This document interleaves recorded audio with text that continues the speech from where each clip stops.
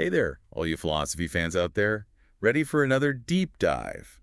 This time we're tackling the one and only G.E. Moore. Oh, yeah, Moore. One of the greats. We're using the Stanford Encyclopedia of Philosophy entry on him as our main guide, so we're going in deep. I bet a lot of you already know this, but Moore, Russell, and Wittgenstein, that was like the philosophical dream team at Cambridge. Talk about an intellectual powerhouse. They pretty much laid the foundation for what we now call analytic philosophy. But, what always struck me about Moore, besides his brilliant mind, of course, was his personality. You mean how he just went against the grain? Both in his personal life and his philosophy. Exactly. He wasn't afraid to shake things up. You know, he absolutely hated his given names, George Edward. Everyone, even his wife, just called him Bill. Huh. Yeah. Talk about a rebel. And that rebellious spirit, that's what I think shines through in his philosophy, too. He always questioned the status quo. Didn't matter if it was about knowledge, reality, or even morality. Absolutely. Always challenging those fundamental assumptions. So where do we even begin with a figure like Moore? Well, let's start at the beginning, shall we? His early life and influences. Born South London. And just a fun little side note here. His brother was the poet T. Sturge Moore, who actually worked with W.B. Yeats. Small world, huh? But anyway, Moore ends up at Cambridge studying classics. But then, boom, he meets Russell and MacTaggart. And that changes everything. Yep, he switches to philosophy. It's like this whole new intellectual world opens up for him. We're talking about a life-changing encounter. And from there, things just take off. He wins a prestigious prize fellowship. So now he could really immerse himself in philosophy. Exactly. And his early work, you can see the influence of idealists like Bradley and MacTaggart. Right, that whole idea that reality is ultimately mental. But here's the fascinating part. He gradually starts to move away from idealism. In his 1898 dissertation, he's already critiquing Kant's a priori concepts and challenging Bradley's monism, this idea that reality is ultimately just this single, unified whole. So he's starting to question that whole notion that the mind constructs reality. You got it. He becomes a huge advocate for this clear separation between mind and objects, and that leads to some really groundbreaking work on meaning in The Nature of Judgment. The Nature of Judgment. That's where he really lays the groundwork for his famous attack on idealism. Oh, you mean the refutation of idealism? That's the one, the refutation of idealism. Yeah. It's such a pivotal work. And that example he uses, the sensation of blue, it always gets me thinking. Oh, yeah, that's a classic Moore move. It's so simple, yet so profound. Can you break it down for us? Okay, so picture this. You're looking at a beautiful, clear blue sky. Now, the idealists would say that the blueness you're seeing, it's just a mental content, a product of your mind. Okay, I'm following so far. But Moore comes in and says, hold on a second. He argues that blue is actually an object of experience, something distinct from your perception of it. So it's not just in your head, it's actually out there in the world. Exactly. And to make this point, he uses this idea of consciousness being diaphanous. Diaphanous. It's like saying consciousness is like a transparent window. It doesn't create the world, it just reveals it. I like that analogy. And then he goes even further, using Leibniz's law, the principle that if two things are identical, they have to share all the same properties. Right, got it. But how does he apply that to idealism? Well, he takes this concept that was central to idealist thought, the concept of internal relations. Okay, remind me, what are internal relations again? Idealists argue that relations between objects, things like being to the left of or being bluer than, those relations are actually internal to the objects themselves. I'm starting to remember this now. So how does Moore use Leibniz's law to challenge that? He says, look, if blue was really an internal property of experience, then all experiences would have to be blue. Because they all share the property of being experiences. But we know that's not true. We have all sorts of experiences that aren't blue. So he's saying that the quality of blueness, it exists independently of any particular experience. Which totally contradicts that whole idealist notion that everything is ultimately contained within the mind. Right. This argument really shook things up in the philosophical world and helped pave the way for a resurgence of realism. It really showcases his analytical brilliance. I mean, taking this complex idea and just dissecting it, exposing its inconsistencies. But, we could spend hours on the refutation of idealism alone. Maybe we should move on to another pivotal work, Principia Ethica. Principia Ethica, published in 1903, a landmark text in moral philosophy. And I think it'll be especially interesting for our listeners, people who love to grapple with these big ethical questions. For sure. Principia Ethica is where More introduces the naturalistic fallacy. It's one of his most influential contributions to ethical theory. He's basically saying it's a mistake to define goodness in purely natural terms. Like saying good is the same thing as pleasure or happiness or some kind of evolutionary advantage. Exactly. He's critiquing that whole approach. But he doesn't just stop there. He gives us a powerful argument for why it's wrong. That's where the open question argument comes in, Oh right? yeah, the open question argument, that's a good one. Moore points out that no matter what natural property you try to substitute for good, you can always still ask, but is it really good? Wow. That question, it always remains open. So goodness is something unique. It can't be reduced to any other property. Yeah. It's like a fundamental concept in itself. That's what he's arguing. Like, you could say, okay, pleasure often leads to good things, but is pleasure itself inherently good? You can't just answer that question by pointing to some natural fact. It goes deeper than that. And that leads us to his concept of intrinsic value, right? Yes, intrinsic value. Now, that's where things get really interesting. And complex, I might add. Definitely complex. But that's for next time. All right, folks, we'll leave you hanging there for now. Be sure to join us for part 2, where we'll untangle the complexities of intrinsic value and delve deeper into More's profound impact on philosophy. So, where were we?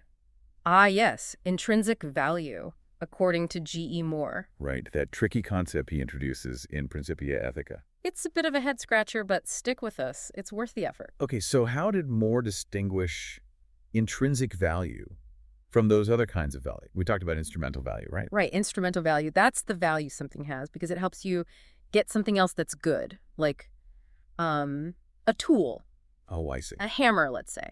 It has instrumental value because it helps you build a house. The hammer itself isn't good, but it's good for building something good. That's the idea. But intrinsic value, that's different. It's good in and of itself, no strings attached. But then he throws in another kind of value, value as a part. Value is a part. That one always tripped me up a little. Yeah, it's a bit subtle. It means something has value because it contributes to a larger whole that's good.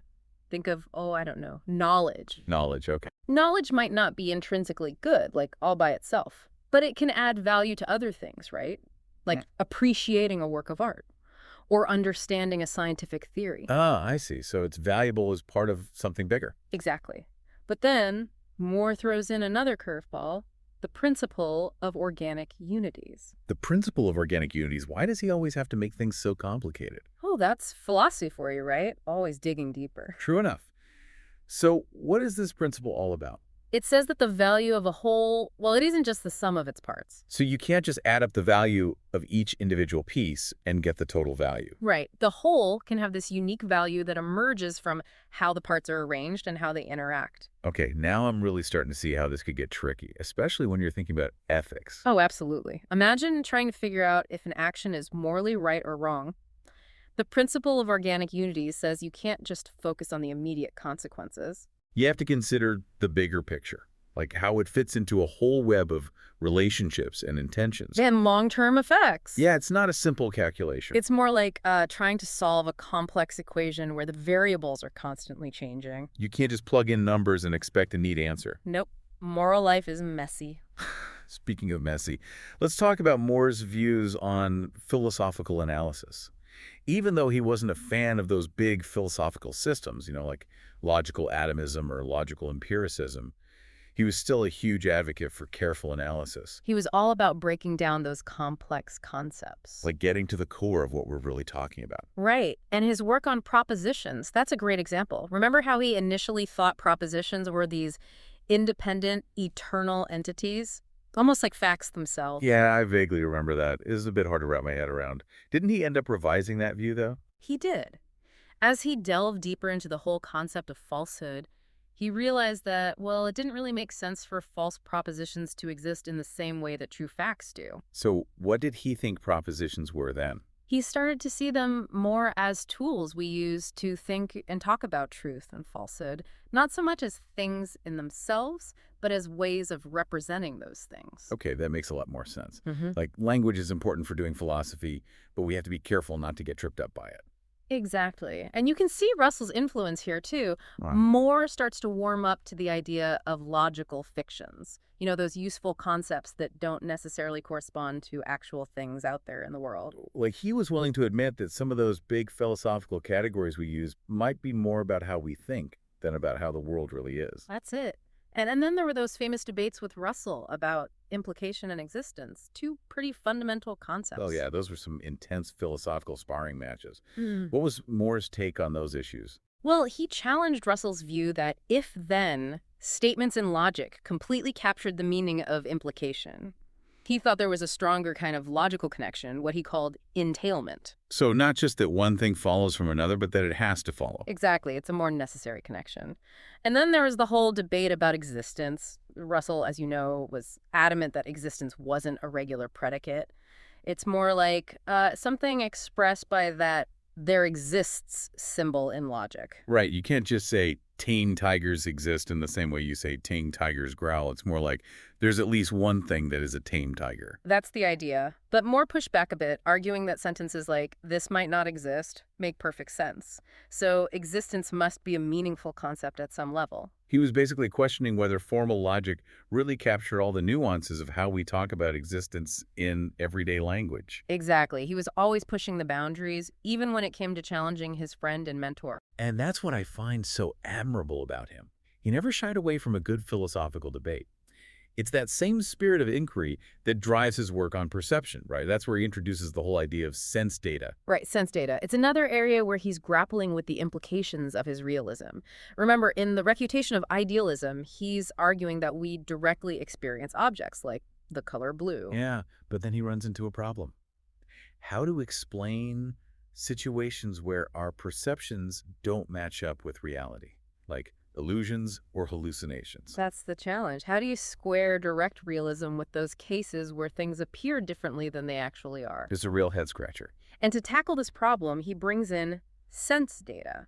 He's saying that those are the immediate objects of perception. So when you see a white envelope, what you're directly experiencing is a sense datum of a certain whitish color, shape, and size. So the sense datum, it's like the raw data of experience, and it's not always a reliable guide to the real properties of the object. You got it.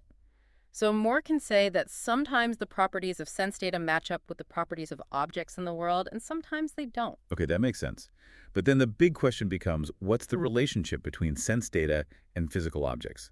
I mean, if they're not always the same thing, how are they connected? Ah, that's the million-dollar question. And that's where Moore takes us on a whirlwind tour of different theories of perception. He really dives in deep, exploring all the different options and trying to sort them out. So he's considering indirect realism, phenomenalism, and direct realism. Those are the main contenders. Each one has its pros and cons.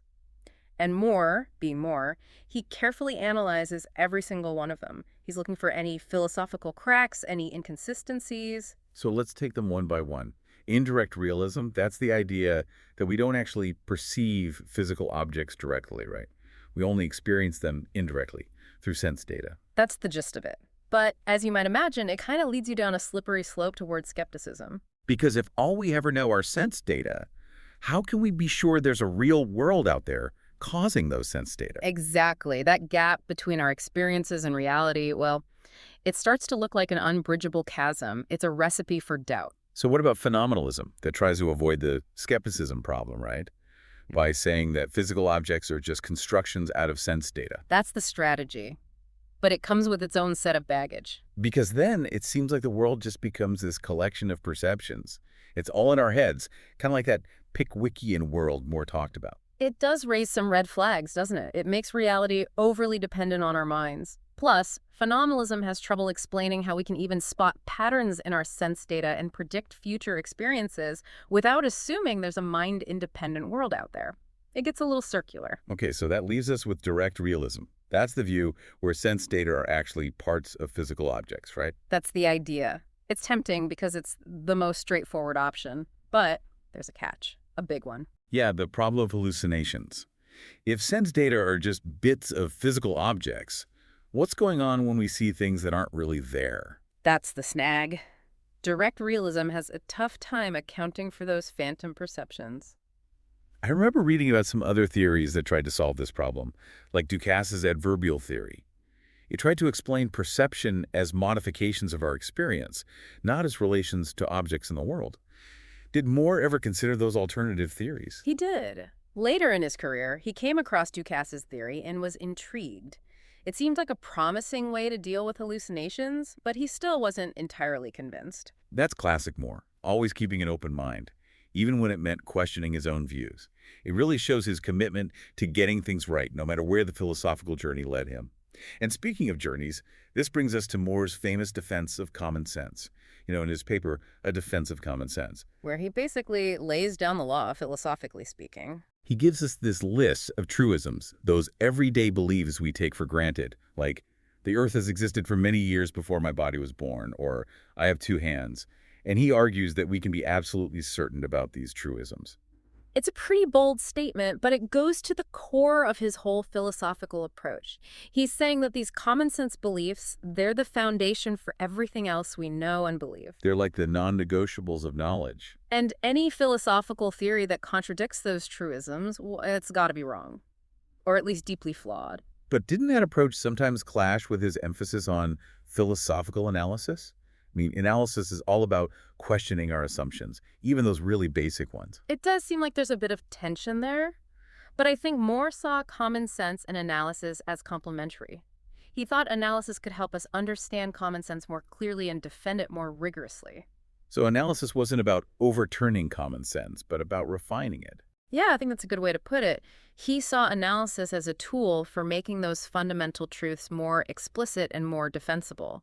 And you see this in his famous Proof of an External World, where he just holds up his hands and says, here's one hand, here's another, therefore an external world exists. It's such a simple argument, it's almost disarming. But I think a lot of people miss the point.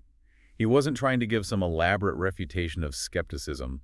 What was he aiming for? He was trying to cut through all the philosophical jargon and appeal to our most basic, everyday experience, to show in the simplest way possible that things exist outside of our minds. It's a powerful reminder that philosophy, even when it gets abstract, should never lose touch with the world we live in. But even more, with his strong commitment to common sense, he had his moments of doubt, especially when wrestling with the whole problem of skepticism. In those later essays, like Four Forms of Skepticism and Certainty, he admits that he can't be absolutely certain he's not dreaming. It's a pretty humbling admission. It shows his intellectual honesty, his willingness to follow the argument wherever it leads. But what's fascinating is how those struggles with skepticism actually influenced later philosophers, especially Wittgenstein. His uncertainty is all about grappling with those same questions about common sense and the foundations of knowledge. Right. It's like Moore's legacy lives on, not just in his own arguments, but in the ongoing conversations he inspired. And of course, there's Moore's paradox. That weird puzzle where saying, it's raining but I don't believe it, is inherently contradictory. It's one of those things that seems so obvious, but then you start thinking about it and your brain just melts a little. Right. It's deceptively simple, but it gets at something really deep about the nature of belief and self-knowledge. Moore himself had an explanation for it, based on the idea that we usually believe what we say. But Wittgenstein saw something even more profound going on, something about our identity as thinkers. It's like the very act of saying that sentence undermines our own authority as a knower. It creates this cognitive dissonance that's hard to shake. It really does, and I think this example highlights what makes Moore such an enduring figure in philosophy. He wasn't trying to build some grand system like Kant or Hegel. He was more of a philosophical problem solver, pointing out those curious features of language, belief, and experience, forcing us to re-examine what we thought we knew. He had a knack for finding those pressure points in our thinking, those places where our intuitions collide and our concepts start to break down. And his work, even when it doesn't give us definitive answers, pushes us to confront those big questions about knowledge, reality, and value. He wasn't afraid to ask the hard questions, and that's what makes him so relevant even today. He reminds us that philosophy isn't just about abstract theories, it's about looking closely at the world and how we make sense of it. Well said. So as we wrap up our deep dive into the fascinating world of G.E. Moore, I'm left wondering, if you had to pick just one of Moore's ideas to keep exploring, which one would it be, and why does it resonate with you? That's a tough one. There are so many great ideas to choose from. But I think I'd keep digging into his concept of intrinsic value. It's a concept with so many implications, not just for ethics, but for aesthetics and our understanding of good life. What about you? Which Morean thread would you keep pulling on? I'm drawn to his defense of common sense. It feels especially relevant in our current age of misinformation and alternative facts. Understanding the role of common sense in grounding our beliefs and navigating a complex world, well, I think that's more important than ever. So, to our listeners, we leave you with that thought. Moore's legacy is a rich one, full of insights and challenges. We encourage you to explore his work and see where your own philosophical journey takes you.